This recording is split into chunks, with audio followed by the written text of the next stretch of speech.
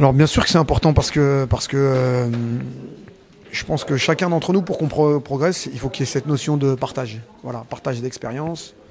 On va dire que j'ai une petite expérience dans l'entraînement, notamment dans l'entraînement de haut niveau. Mais contrairement à ce qu'on croit, le partage il est dans les deux sens. J'aime bien voilà, apporter mon expérience, mais aussi me nourrir aussi de leurs expériences. Ça, c'est important, le moment d'échange. C'est marrant, quand ça a parlé beaucoup de... c'était le thème, hein, tu me diras, le management. Mais on était beaucoup sur des postures théoriques, on va dire. Et c'est bien, hein, il faut les connaître, hein, il faut les connaître, ces postures théoriques et tout. Mais comme je l'ai expliqué, il y a beaucoup d'humains. Le management, on gère de l'humain, donc il y a aussi... des postures qu'il faut avoir aussi par rapport à l'autre, aux autres, au groupe, à l'individu. Voilà. Et on ne reste que des êtres humains avec des joies, des peines. Voilà. Et donc le management, ces joies, ces peines, ils peuvent justement les influencer en bien ou en mal. Donc à nous de les gérer au mieux. Oui, la théorie des 3 H. Alors, pour être honnête, cette théorie des 3 H, je l'ai apprise il n'y a pas longtemps avec monsieur Denis Le Saint, qui est président du football club de Brest, hein, qui joue en Ligue 1. Et cette théorie des 3 H, c'est l'humour, parce que je dis qu'il faut...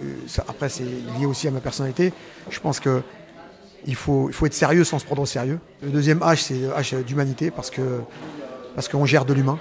On gère de l'humain, et c'est ce que j'étais en train d'expliquer, comme quoi voilà, l'humain avec ses coups de boost et ses coups de mou, voilà, donc il faut savoir le gérer. Et le troisième, c'est l'humilité, parce que le haut niveau, par définition, il faut toujours se remettre en question. Il ne faut pas croire qu'on a atteint pour toujours notre objectif, et surtout on n'est pas champion, quoi. On le devient. Donc cette humilité, elle est importante. Voilà la règle des 3 H. Bien, l'héritage doré, le premier mot, il veut bien dire ce que ça veut dire, c'est l'héritage. Et donc la transmission.